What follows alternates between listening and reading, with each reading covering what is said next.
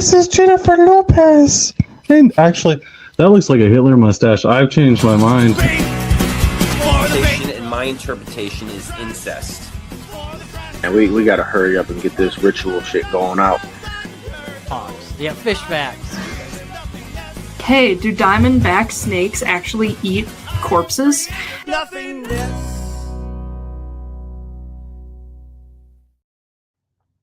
Hello, my name is Christopher Albright, and this is Panel by Panel, a show in which we read your favorite comic books. Today with me is a man who is best known for his work in Little Hospital, Mr. Kevin Alvir. How are you doing today? I'm good. How are you doing, Chris? I'm doing fantastic. Today we are going to read Lisa Cheese and Ghost Guitar. Is that right? Yeah. Beautiful. The Rock God Complex. So, when you're a kid, when you're a young man, or a lot of young men, when they're writing their first superheroes or their first people that they want to write, it's these action heroes, these big, hulking guys and these things, and they smash. This is a cyber unicorn and a girl that plays guitar. Is that right? Yeah. Oh, Where right did we on. get this from? Wolverine. No, just kidding. Where did it come from? I mean, I have like two phases of being in comics, and the first one was like being a child and being into like, X-Men, Spider-Man, Batman, all that stuff. And then I got into indie stuff like when I was, like 12 or 13. I started reading Sandman.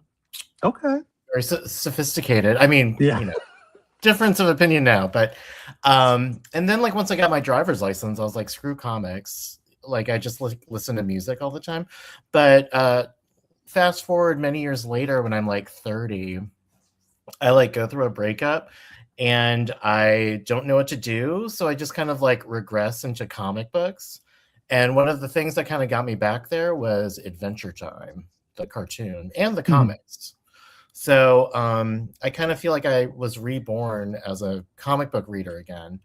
And I read like a lot of Ryan North, and that was like one of the things that I got into again. That Adventure Time comics and the cartoon, Animal Man by Jeff Lemire. And that was like me kind of discovering like what indie comics were in the 2010s. I was familiar with them in the 90s, but that's like where I came back to comics. I like that you said you regressed back into comics. It is a pretty often sentiment that comics are lowbrow, just rags, basically. I haven't heard anyone say that they're high art form just yet, so I'm excited to meet that person. I mean, they are high art form. Oh, are they? They Can be. They can be. And I don't know. I mean, I don't particularly have like the taste for Wolverine or Punisher, which I know is like huge. I don't know where they. I mean, that's just not really like what my vibe is for when I read comics. But I don't know. It just depends on who you talk to and like who with like their art school, education can tell you like, oh, well, if you read the works of Alan Moore or Grant Morrison or whoever the fine writers are, they could probably give you like their idea of like what high art comics are.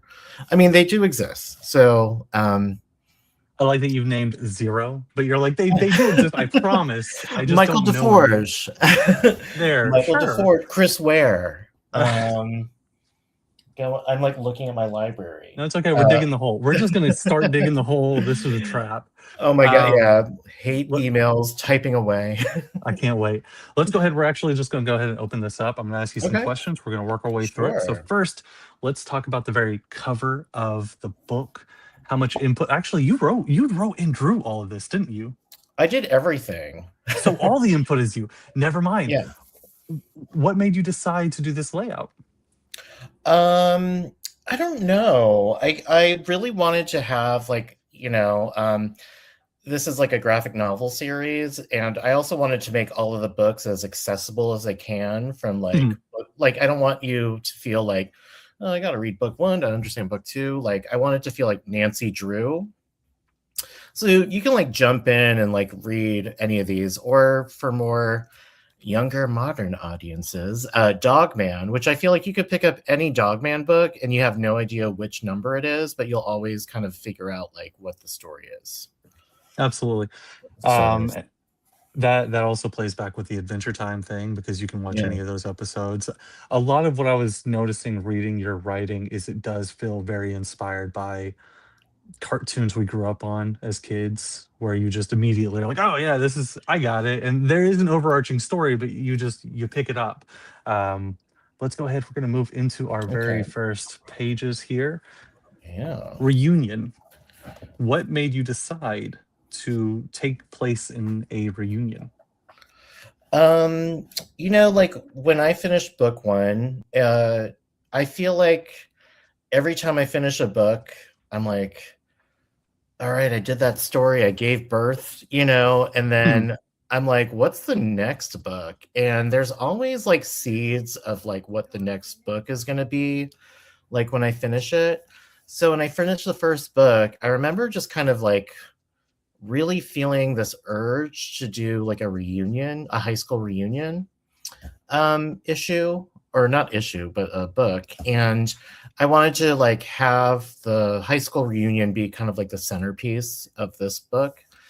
And I mean, I went to like my high school reunion and I haven't been to any of them since. I mean, I went to the fifth 5 year and it was a little like shameful. I don't know. I think like I went to like a really like I went to like a private high school, like a Catholic school, and Okay.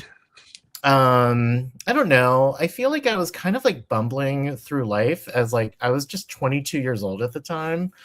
And all the kids that I went to school with were like, well, I'm a surgeon. And someone's like, I'm a graphic designer for NBC. And I'm like, I temp at an accounting firm and I started a band, and like they're all like, are you okay? You sound sad, you know? So I felt like that was traumatic enough to do a book. Okay. Yeah. Or I just wanted to like approach that. And so I endeavored to make the high school reunion for Lisa Cheese be the centerpiece for this book. Well, let's talk about this reunion. Let's see if it's as traumatic as yours was. How do we open this up? What's happening on this first page? So on this first page, we zoom in on Maladroit Records. This is kind of like a tribute to one of my favorite record labels, Matador Records. Mhm. They put out, great bands of today like Horse Girl, Water from Your Eyes, also famous for like Pavement and Guided by Voices. And so we come to Maladroit Records, and Lisa's friend Linda works there. She works in like A&R, I imagine. And I actually never kind of come up with a job title for her, but it doesn't really matter. But she was trying to get Lisa and her music project like entered into like the Battle of the Bands. That Mhm. is like something that Maladroit Records does in this universe. And Lisa gets rejected from that, and she's been wanting to like have some sort of achievement to speak about at her high school reunion, and she got rejected. Now she feels like a loser. So here I just have like Linda like, oh my gosh, Lisa, are you mad at me? Are we cool? Because you always hate like the messenger of the bad news. And Mhm. Lisa got the news that she was like rejected, and Lisa is going back to her home dimension of Paprika, and I'll get to what Paprika is in the next couple of pages. But we're kind of uh, going through like Lisa's emotional fallout from being rejected from like the Battle of the Bands, which could have been like a great benefit to her had that worked out. Absolutely. We're gonna move forward 2 pages, but I'm also gonna ask, home dimensions is a big Mhm. play in this book. Is that right? Yeah, And then this is infinite amount of dimensions we're talking about? I believe so. I think there's like probably in this universe, we probably have infinite billions of dimensions to go to. Does that actually make a big play in the book? Like, do we need to know about this beforehand, before we even open this? Or is that something that just, No, eh? Okay. It's kind of like I kind of always thought about it as like Asgard for Mhm. Thor. Okay. It's kind of like where he comes from. But just like here, it's like Lisa chooses to move to Earth City to pursue her like folk singing music career, and that's kind of like what has set like this graphic novel series into motion. Now, music plays a huge part in your life. And when it comes to the actual writing itself, how often do you actually pick up lyrics from songs that you've heard and put them into the Uh, script? it's almost like unconscious. I mean, Mhm. sometimes like I think there's like some like reference to a Dusty Springfield song, which is, pretty like cliched or generic, but other times I don't know. I've had friends read this and be like, "Is that from like this band?" And I'll be like, "I have no idea." I feel like I've entrenched this music that's so hard that I will just speak it, and it's just like the language that I speak, and I might not even be aware it's like, oh, that's like a Guided by Voices lyric or something. So, We're gonna get back to um, that in just a little bit because I do have some more questions about your writing style too. It's very unique from what I've seen. Go ahead and tell me what's happening on these 2 pages. so, Linda's like, "How do you get to Paprika?" And Lisa here's goes, "We take the interdimensional train," where she holds up a crystal and it opens up a dimensional train station, Mhm. which is, not, I think, this is actually going to play a part in the third book, but where it kind of opens up like the train's dimensional railways, and they're getting on the train. Her and Ghost Guitar is kind of powerless at the moment, and Lisa's trying to cheer her up, so they're kind of hanging out. And um, in the let's see, the second panel, we have like a little yellow, a tiny friend leaping into Lisa's backpack, unbeknownst to her. And in the next panel, Linda seems like no pupils are present, and it seems like she's distracted. Some foreshadowing for future chapters. Mhm. And Lisa gets 2 tickets to Paprika, which is, my version of Asgard. I, for some reason, really love Thor, but I could not tell you, like, I don't think I like any of the comics per se. Like, I like the Walt Simonson run, and the Jason Aaron stuff is good, but I don't know. I have trouble with Thor, but I feel like I wanted to do Thor in this way. I mean, this is You like just this is a hot go ahead. take, but I kind of prefer the Taika Waititi Thor handling, just because I feel like it makes it a lot more understandable to me as a Sh person. Sure. No, you just wanted to do Thor right is what you're doing right now. Yeah. Um, quick question on the writing though here on this first page because you have her saying, we're going to Paprika. She's making a statement kind of like if you were watching a movie, you see these characters make these big grand statements, and Mhm. then she's in real life, and the train station guy is just like, okay, sure, like he's just Mhm. witnessed her say this out loud. And it's like I don't care, like just give me the money. Um, how how do you decide to do these kind of jokes in your writing? Because this isn't the first time I've seen something like this. There's another one earlier on where she's talking. She's like, "We have to work with him." Blah blah blah. Like that's literally what the bubble says is blah blah blah. Like, okay, sure, we get it. Like, we don't need the extra exposition here. What makes you decide to do this? There is like, I don't know, there is like that sort of meta comedy that I feel like Kate Berlant and John Early. Are you familiar with those comedians? I might not be. No, you could tell Yeah. me a joke if you want to and just ruin everything. Oh my gosh, I don't know if they really have like jokes per se Okay. that I could even quote. It's just like their delivery, like where it's like, yeah, I know I'm like trying to like take an interdimensional train to like my home dimension, and there's a guy that's like 47 bones and love your energy. Which, to me, I don't know, that was just kind of like a toss off kind of joke.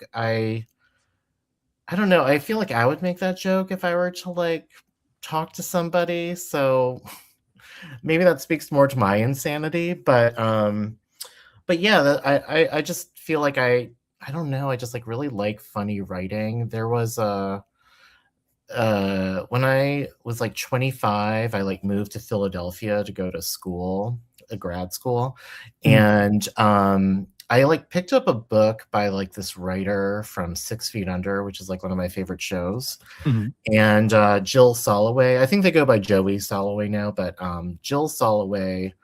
That book really changed my perspective on writing because it was like every other line in this memoir was so funny, and I just loved the personality that every line had, and I was just like, "Man, I never cared for writing, but I feel like this book really made me, like, think twice about writing." So, after reading that, I was like, "You know what?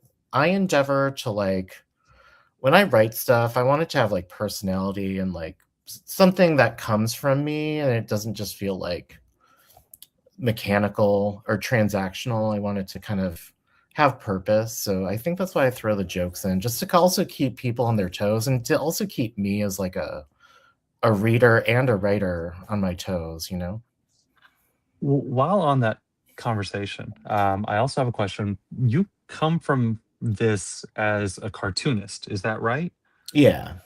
Okay, so I've read a handful of other books where people are trying to be as perfect as possible. The art needs to be incredible, the colors need to be incredible, the word bubbles need to be incredible. Sometimes it looks like you had no idea where the word bubbles were going to be, and you're just hoping you can fit space onto the panel. Yeah. And I mean, I love it, right? There's personality there, but at the same time, what difference is there for you being a cartoonist versus trying to be perfect every time? Oh my God. I had that thought running through my head today because I thought about like this conversation we'd probably be having. And I was like, I think about like a lot of people's work that like they'll show me or I'll see. Mhm. And a lot of it looks like, oh, perfectly placed, Oh well yeah, done, yeah. professional. And I feel like I'm like, I don't know. I feel like I'm like some guy from the 80s. It's like, I don't know. I just did it because I had no choice. I mean, I really wish that I went to art school and everything. Yeah, I just never like I don't know. I really just tried the best that I could, and I just like I look at all the stuff by like Jack Kirby here. I have Mhm. like a Yeah. pile of like reference books next to me. I feel like all the stuff that I like is always kind of like hand drawn kind of comics. So I'm kind of janky as just a being. I mean, my music is janky. I think my philosophy to life is so janky. I'm scared of like the financial doors I could be closing, but also I just have to be me. So yeah, IDW, I mean, Top Shelf, thank you for having me. But yeah, I don't know. It's just in my nature. I wish that I could be like posh and very like, Mhm. oh, but I don't know. I feel like I just the energy and the momentum. Honestly, I feel like when I do these pages, I'm like perfection. And then like after the book comes out, which is like a year and a half after I finished it, Mhm. I'm like, this looks cool. And then by the time it like goes into the hands of other people, I just imagine them looking at it and I don't know. It's like it kind of changes shape a bit in my eye just because it's like, oh, I see how other people are looking at this. And I don't know if they're comparing it to like, I don't know who, like I don't know, like the all the young adult or new adult graphic novels you see out there that are very like well done and I feel like a little janky, but I mean, Well, I feel like when I do it, I think it looks great when I do it. So I think it looks great too. Not thank to not you. to knock the art at all, because I think about Dogman. I think about the Captain Underpants. Right, like these are Yeah. huge books. These are really big books, they're not perfect. I look at the letters all the time going, "Oh my gosh, like this is bad to me, but it's incredible." And so it's a Yeah. testament to the writing. It's a testament to all these things that are culminating, and you go, "Oh, this is good. I understand what's happening. I can see Paprika here going, well, this is or Paprika, Paprika. Paprika. My bad. Like in Battlestar Galactica. Yeah." But I see it. I'm like, I know this is an incredible city just by looking at this, and that's great. Let's move on. We're going to see the Yeah. next two pages, and you let me know what is happening here. Okay. So here we come upon Lisa's home, back in Paprika. She's Mhm. visiting her parents, and she's bringing Ghost Guitar. They kind of have like a simmering same-sex love relationship, and she's introducing Ghost Guitar to her mother, who I think I haven't even come up with a name for her yet, but like, that's cool. It's Mother Nancy. Yeah, it's Cheese, if you fine. will. um, so she's introducing Ghost Guitar to her mother, who is a sorceress. And she's like, oh, Gigi is a Gigi, standing for Ghost Guitar. Also, Mhm. Gigi, Gigi. I don't know. I had like a bunch of girls that I knew in my life when I was a kid named Gigi. So that's a very common name to me. But she's like, she's a spirit agent, or she's a spirit agent from the spirit world. And her mother goes, interesting. Not sure I believe in the spirit world, but okay. And nice to meet you. And they just kind of have, it's kind of like one of those things where like the mother is a little taken aback or judgmental or scared of like who their daughter is bringing home. Yes. I've had that experience in my life. And so it's kind of one of those things where Lisa's taking Gigi around her house, and we meet her dad, who is constantly on his, desktop computer sorting through emails that are scams, I which is loved the very. father. I was like, I know this dad. So Oh my god. he was my favorite character. I immediately went, all right, I've dealt with these people 100 times. This is great. Keep going. I'm so Oh sorry. my god, it's okay. And the dad is just sorting through, and I mean, I feel like this relationship with my father, where I feel like he's just like constantly on his like email account or talking to like I don't know what scam artist, but so he's like doing that, and then it's kind of like you're trying to make like connect to him and get to know him, but he just really wants to talk about like his vitamin business. Because he's probably in some MLM scam. So he's always trying to sell you on something. And that feels very close to home to me. And here Lisa's explaining about like Ghost Guitar losing her strings, losing her power. And her father just kind of thinks that you could just solve everything with just like vitamins. So that feels very true to like my family experience. And I don't know, I never get to like read a Thor where I get to see like how Odin is as like a person. It feels always like, oh, Thor, like the battle of that land and this land, and it feels very not connecting to me. So I wanted to Mhm. do something that was like connective to me. That's the next part of the writing I was actually going to talk about was these two characters. You didn't have a name for the mom, right? But they were Yeah. complex enough that when I saw them and when I was reading them, I was like, oh, I understand what this mom is doing. Oh, I understand who this dad is. Oh, And they are complex on their own with just a little bit of just words. Just a handful of words is all it took to make me go, I know who they are, and I don't really like them that much. oh my Um, gosh. so that was fantastic. I thought that was interesting. I was going to ask about family life and people that you've known because it felt really personal. Not maybe a Yeah. personal attack, but it felt like a personal person you might have met. We all go through things, and family is like a lot of where it's like a mixing bowl of people that you don't really choose, but you have to like Yes. work with that. And yeah, I just like wanted to sort of express, you know, my dad and my mom, and in their complex ways. I mean, I love them, but you know, they also have these quirks where I'm like scared to admit this. But yeah, you know, it's like, yeah, you just know these kind of people. You've seen them Absolutely. around. Yeah. So One that was last note important. on the technical side of Sure. things. This is actually the page, first page on here, top right-hand corner, that Mhm. bubble pushed as far as it can to the side, vertical, and there's like 2 words per coming down. Um, that was the one that I was thinking of, and I was like, "I don't even think he made room for this." I think he just wanted her to say some stuff. You see the one I'm talking about? Which one? First Can you describe? page, you see the pagoda, and then beside her, she has her arms crossed, and the word balloon is Oh, just a vertical balloon. right. When lettering these books, when working on that part of your process, do you Mhm. have any kind of hard, fast rules that you stick by?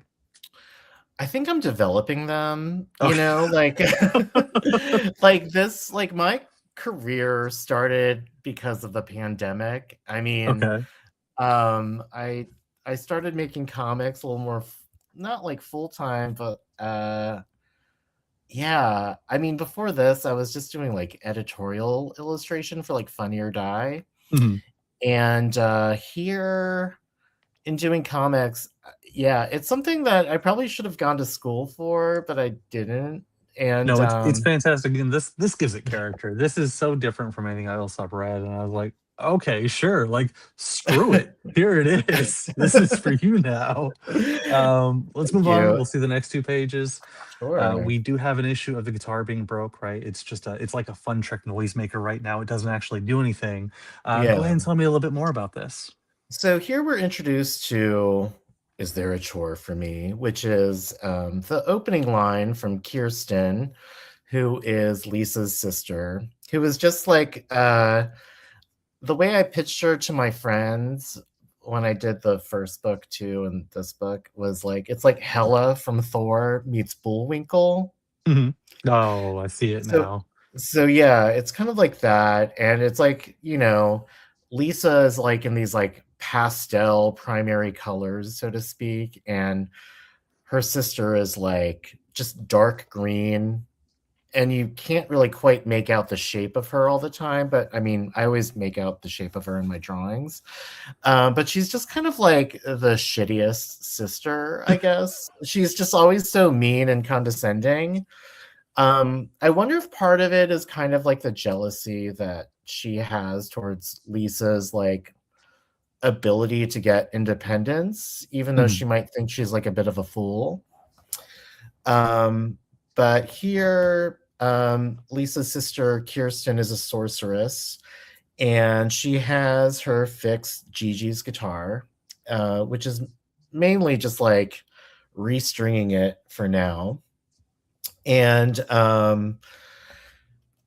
so we see that, and it just kind of seems like, yeah, Kirsten is just being helpful and being dutiful, you know, just doing like the nice thing that she can do as a sister. But I don't know. I feel like she always has like a kind of a dagger out for Lisa. And and then in the next panel, like they're all planning on going to like the high school reunion. Mhm. Um, and Lisa and her sister Kirsten are going to go together. I suppose they were born in the same litter. I haven't researched how how horse girls or unicorns, or I don't know. I haven't figured that all out just yet. So but they're going to their high school reunion, and Lisa gets dressed up in the most like kind of like He-Man. And also, I think I was ripping off Sif from Thor. Obviously, Thor is like a huge influence on I'm this book. hearing that, yeah. So she's kind of like dressed up as like Sif a bit. And for Ghost Guitar, I love the look of St. Vincent, the singer-songwriter from Dallas, Texas. Um, I was really into her look from like 2014. So I kind of wanted Ghost Guitar to embody that look Mhm. For the rest of the book. But anyways, they're kind of waving off to their parents while they're watching This Is Us on streaming. That was my favorite part. Absolutely. Again, it was just like this is a relatable situation. And yeah, and of course, like nobody has any faith in Lisa doing anything right, so they depend on like Kirsten to do the right thing and to be the one that watches over Lisa. And also get people like interested in their dad's like vitamin multi-level marketing thing. And then they're driving around in Paprika in a floating vehicle. Of course. And they're kind of like pre-gaming, kind of like revving them, or I don't know, I guess like getting themselves like emotionally ready for this like reunion. And Lisa's like really scared because everyone has high expectations of like what their life should be, and Lisa lives in like kind of like an apartment with like cardboard furniture and like two mattresses on the floor, so she's not feeling too confident. And that is some life at home for Lisa Cheese. So as you say this, and as I read it, it felt like kind of reading an abstract diary. Like maybe some of this is actually just your life, and you're just finding different ways to put it in there. Throwing What? that out there. Because you mentioned the traumatic reunion, and we're about to go into a traumatic Oh reunion. yeah, The totally. guitar, the guitar itself, real quick, it used to be kind of like a sports guitar. What did it do before it broke? Well, it the way that I have it, it's like Ghost Guitar could like form a chord, and she could play some chord and it would get the frequency of like whatever she wanted to manifest. So Okay. if she was like in a situation that like had to fight off a vampire, she would play like a G sharp and it would be like a garlic, kind of like a Green Lantern kind of I thing, was about to but say it's a Green Lantern almost. All right. All right. yeah. And I love that thing about like Silver Agey comics too. It's like imagination and manifestation are like the great, like, those are like the weapons that they used back Mhm. then. I just, that really compels me. So I mean, I love stuff like Plastic Man or the Metal Men. I'm talking about like Silver Age DC comics where like, Yes, they become like a gazebo and somehow that saves the day or something. But that yeah. works. Let's move on. Let's see the next ones then. For I sure.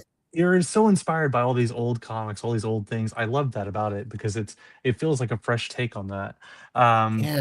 We are at the reunion. Tell me a little bit about this. Well, this spread, I had to like look up what my high school looks like now, Is and this your high school? it doesn't have like the Jack Kirby stuff at the top. Like I'm talking about like the ring and like the sort of weird sheet metal looking Mhm. thing, but aside from that, it does have like that look This is just a now. diary. This whole book is just a diary. Okay, keep going. I know my therapist is like, "Oh, I stopped asking you about dream work. I just buy your books and I just like will That's just dissect all it." here. Yeah, he's like, "We'll talk about chapter 5." Uh, but here Lisa's like, "Hopes and dreams."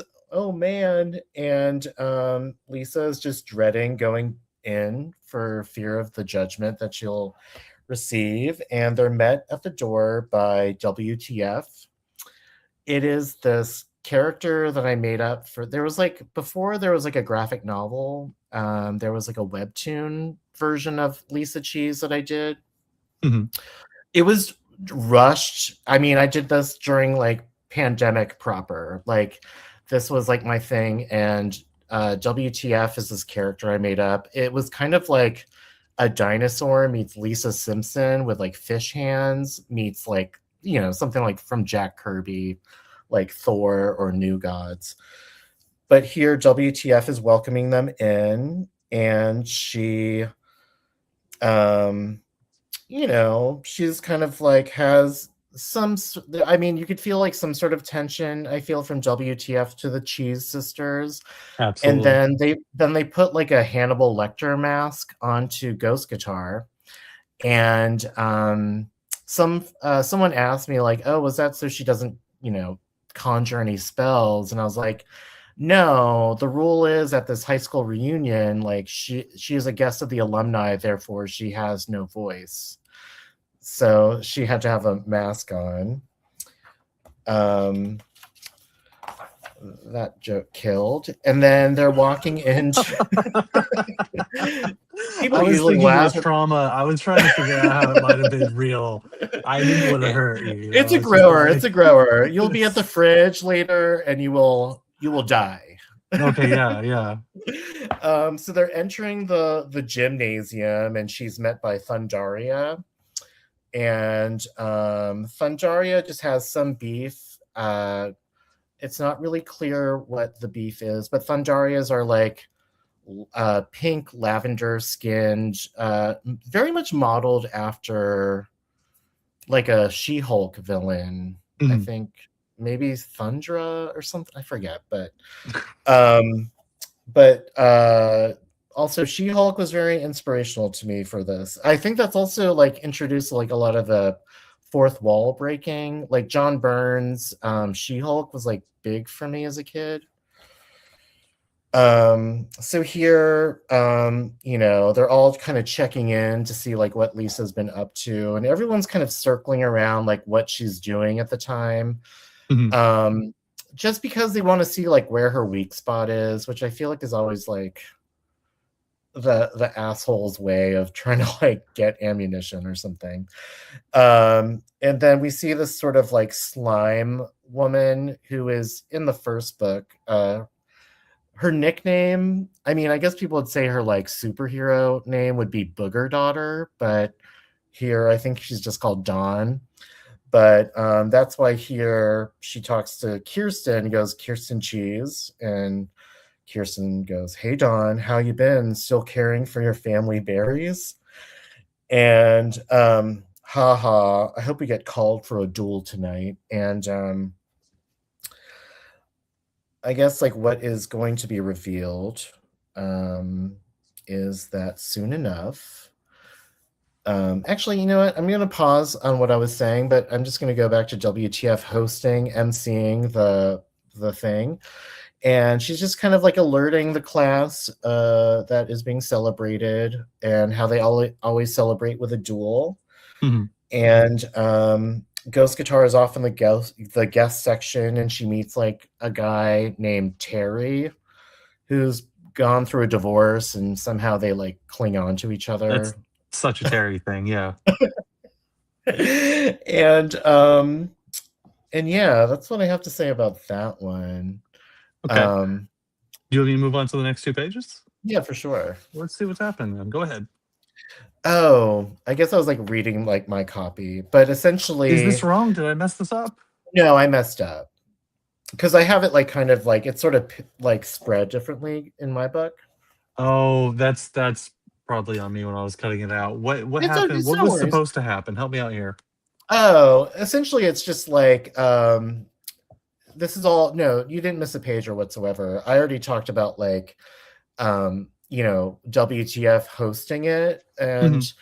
she's like, "Hey, remember me? It's WTF. What is up, class of 98D? WTF is in the house. Yes. Okay, I am your MC tonight.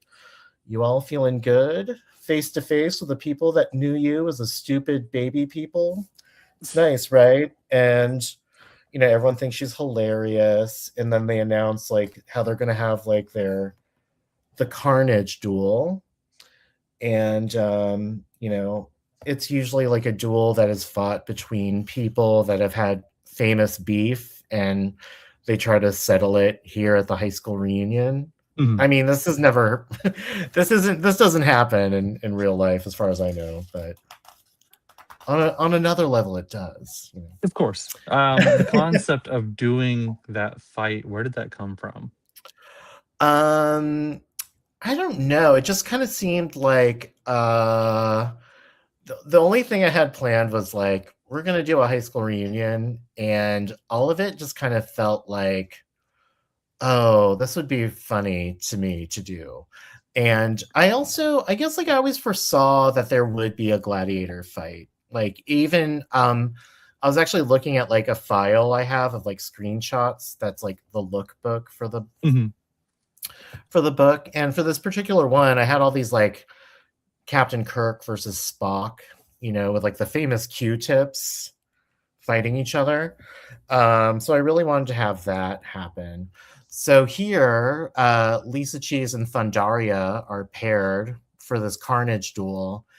And this is actually my favorite line, which, I'm really glad that I actually get to like say what my favorite parts are, because I feel like sometimes reviews will be like, we like That's this, but exactly why I'm here, is I wanna know, like, what went into the details. So, yeah, go ahead, tell me your favorite line. so she goes, I hope Lisa and Thundaria have matured, because if not, this could be our most emotionally stunted battle yet. And she goes, all right, you're on, Indigo Girl. And which brings us to the Carnage duel, which Which we're we gonna go. yeah, we'll flip It's that on over the because next it's page. about to be a truckload of trouble. What happens here? So we are now at the Carnage duel, and I had to like model this scene after the scene in Star Trek, before they get on the platform and battle. And here, there's like a little moment of like sweetness between Ghost Guitar and Kirsten, the sister. Mhm. And I think like I really like that. I don't know. It feels cheap for me in my writing to just have Kirsten be like a hard bitch and just like not have any nuance. Of I course. felt like it was like more interesting to kind of have them like, she could be a hard bitch, but she could also kind of be sort of like giving in little ways. Um and she is essentially just kind of like, I could tell that you and my sister have like a vibe, but it seems like you're not ready to face that. And and Lisa's kind of like wondering about like if she can accept herself in the face of everybody's judgment. We have Thundaria, who seemingly seems very strong and poised and very accepting of like wherever her life is. Mhm. And then like this very Jack Kirby, obviously Jack Kirby is like a huge influence, and they're like rattling their like American Gladiator, Star Trek Q-tip battle rods, and with WTF going go nuts, and the crowd goes wild, and they're having this fight. And yeah, I really love this. I feel like my art style, I feel like the thing about doing comics is like when I first did Lisa Cheese, it was like the first page of it is like looks light years behind this. Mhm. And for me to get to this point, I was like, oh wow, I feel like I'm like growing up. So this felt good. I one of my favorite things so far is learning the different types of influences, the different people who have influenced you to make these comics. Because when I look at these, I'm like, oh, it's Adventure Time. Okay, I understand that. I understand this. But then you have like all these really classic influences too. This is fantastic. We have Yeah. a really quick comment from Miss Winter. I love you too, Oh, Winter. She says, I love this splash page. She is also doing oh, art school, by the way. She's one of my favorite people to watch, oh, um, awesome. growing as a creator. And she says she sees the Kirby influence. Oh my Um, god. let's let's talk about your colors. So, Oh. what makes you decide to choose, let's say, a pink background, this red background? Do you have a lot of creative process thinking when you're doing the color choices? Oh my god, it's totally intuitive. I Okay, mean, I love who like, do you know that artist Tom Scioli? I don't. He did Godzilla Monster Piece Theater. Okay, He did Godland for Image Comics. okay, yeah. He was like a satellite guy in the cartoonist kayfabe world. Hmm. Like he would come in often and talk about art. I always loved like his combination of colors and the way that he made like his comics on Procreate look very vintage and stuff. I feel like he would pick like very um like wild colors, like a fluorescent pink background. And you know who else does? Do you know Michelle Fife? I can pretend Copra? I do. If it makes it easier, I'll say yes every single time from now Oh on. no, I'm I totally love glad for you to be Michelle. She's real with. great. It's a he. Oh, he's wonderful. But Michelle Fife, and I hope that he'll watch this. I'll text him. Yeah, He's or I'll actually my text best him. friend. I knew him this whole time. That's the thing. Yeah, I mean, I kind of know him a little bit. But anyways, I feel like he does like a really cool combination of like 80s colors. Like I remember he talked about like coloring something. I don't. Oh God, this is so deep. You know what? I have the platform for it, so why not go deep? Let's go. He Let's talked hear it. about like he talked about like 80s DC comics and how they would like have like the letters page for Batman, but the Mhm. Batman insignia would be like hot pink because that was like the cool thing back in the 80s. And I was like, huh, I like that thinking. So when it came to like the colors here, um, yeah, there is like that. I also think like sometimes I'll do a pass where I'll do like a purple or something, but there's I don't know. Honestly, every page I feel like it has to hit the right chord. So I feel like intuitively I'll just like pick out the colors that make it all pop. And All honestly, right. that's where it comes from.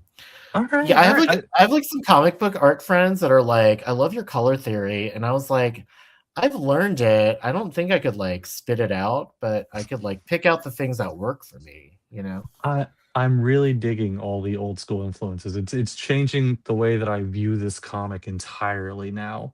Oh. Um, let's move forward, and here's one of my other favorite parts was this little bit of conversation. Go ahead and let me know what's going on these two pages. Okay, so Lisa Cheese.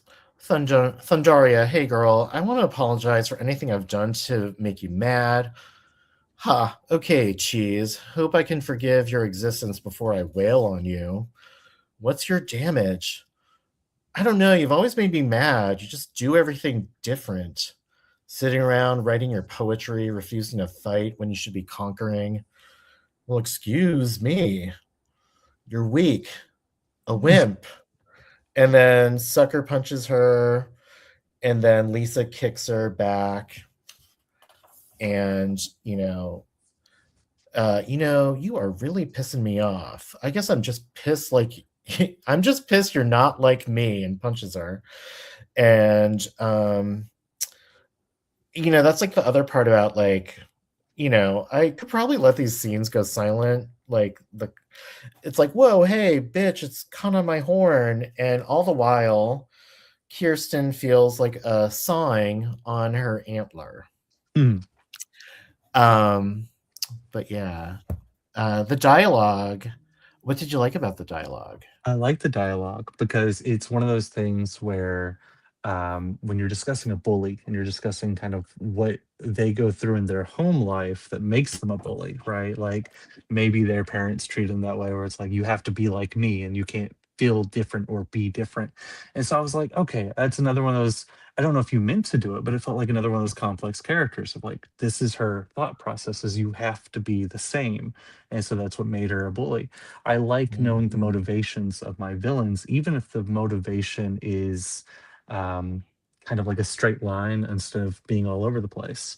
Yeah, So I enjoyed the conversation. I said, "Oh, okay, this is great. She's doing her own path, and other people can't accept that." I thought it was yeah. fantastic. Oh my god, I got Um, tingles. But thank you. the close up we have. This is another one of those silly little things where I was like, I haven't seen a close up like this before. You just drew the green circles and here it is. You have a instead of a sound effect, it just says close up. Oh Um, yeah. what what process went here? Was this just a shortcut? What's happening? Oh, I think I kind of got tired of coming up with like sounds for things, like zzz, and I Yeah, thought it was like easier to just be like, just say what you're doing, like perfect. close up, and that particular image, I was really inspired because I was reading like Metamorpho comics from the 60s. Mhm. And I think there's like an issue, like the first issue of Metamorpho. I think there's something where like Metamorpho has to like shrink himself or something to get somewhere to like avoid the crowd. Sure, yeah, it's my favorite comic. Yeah.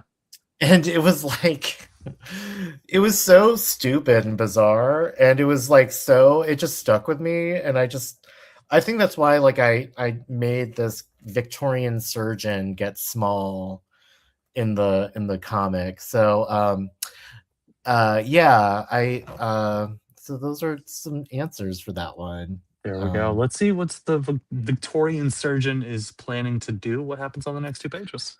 So, we have Ghost Guitar looking at Kirsten's antler, and she sees like a tiny like being on her. It's a tiny white cape with a tiny white top hat, Mhm. like literally sawing her antler. And Ghost Guitar had some like vision of a Victorian surgeon stealing her guitar strings. So she's kind of like, wait, like we're connected and we have to chase that little thing. So Kirsten and Ghost Guitar rush through the crowd, and they're chasing after this like tiny, like, Honey, I Shrunk the Kids, like super villain running away. And the fight is continuing. And there's commotion that could be heard by the crowd. And Lisa has like that, like, I love that thing in comics where like they see something like the peephole. Yeah. So she notices that there's like the Victorian surgeon is like in hot pursuit, and it's actually more important for her to help Ghost Guitar. So she abandons the match, and Thundaria is pissed. Everybody at the high school reunion is like confused that Lisa has left the arena, and they're running down the steps of Paprika High, school for gladiator girls. And they're chasing after this like demon cherub with like a Victorian surgeon on top. And it's like a whole chase scene, and exciting stuff. Of course, action. When deciding how to do your action scenes, is there anything that you're trying to convey, or do you just think I need them to get from point A to point B? I like to throw in action because I like to get them from point A to point B. But a lot of I love the very dynamic, like, Jack Kirby. Also growing up with like anime, like, Oh yeah. like, the like where the fist is like there and the person's like here, like those kind of things. Shots are amazing. Mhm. And actually there's like a very like straight up manga anime reference on the next page, but Let's move forward a little bit. yeah. So Okay. so the Victorian surgeon is sitting crisscross applesauce on top of the demon cherub, and he's like looking for a spell to kind of dissuade the girls. And in the middle panel where they're all kind of facing out like that, I actually modeled that after the Demon Slayer intro, Mhm. where they all like, I don't know, the look of it just always makes me kind of like take pause. And here the Victorian surgeon is kind of like sifting through their grimoire, their spell book, to find a way. And then on the next page, he becomes full size, and this is very inspired by Alan Moore in like League of Extraordinary Gentlemen, where it's like just like weird. I think Alan Moore might actually know what these things mean. I just kind of just scribble whatever. And he casts a spell on them. And on the next page, which is actually the last page of the chapter. Go ahead. He casts a spell on them, and he sends them into a time loop. Which is the next part of the book. Now, Yeah. the splash pages, you had 2 splash pages in a row. What makes you decide to do a splash page when you're doing it in comics? I think like when there's a huge statement being made, it's like you really want to give it like a ton of space. So that's like the thing. And I wanted this like chase battle to really mean something. I didn't want it to just be like a 6x6 panel. I wanted it to be like, all right, they've come face to face with a Victorian surgeon, and now the Victorian surgeon is casting a spell on them and sending them into like, at the time loop. Which I just a note on the splash pages, I do love that it goes from both perspectives. It feels like almost 360 when you're looking at it, Yeah. and flipping I thought that was really cool touch to it. But that is our 24 pages of Yeah. Miss Lisa Cheese and Ghost Guitar. What are we to expect in the next issues? In the next book, I'm working that out. I think we're going to look more into like Ghost Guitar and sort of like the world that Ghost Guitar comes from. I'm really into like spiritual, like I'm really into like mediums, psychics, near-death experiences. Okay. This sounds weird, but I'll put this out there. I mean, I kind of practice spirit mediumship. And I feel like my character of Ghost Guitar kind of like sort of symbolizes like that sort of stuff for me. So that's kind of like what I use. So I feel like I'm going to explore some of the spiritual stuff I've learned over the years. Miss Winter asks how to get a copy of the book. You can go to anywhere where books are sold. You can go to topshelfcomics.com and like look up Lisa Cheese and Ghost Guitar, or just look up my name, Kevin Alvir, and or you can just like Google it. You can find a copy. You can go to your local comic book store and like order a copy through them and help out, our LCS. Fantastic answers. Yeah. Last question, and I save this mostly for helping new writers, new creators. So I'm going to ask you a very important question.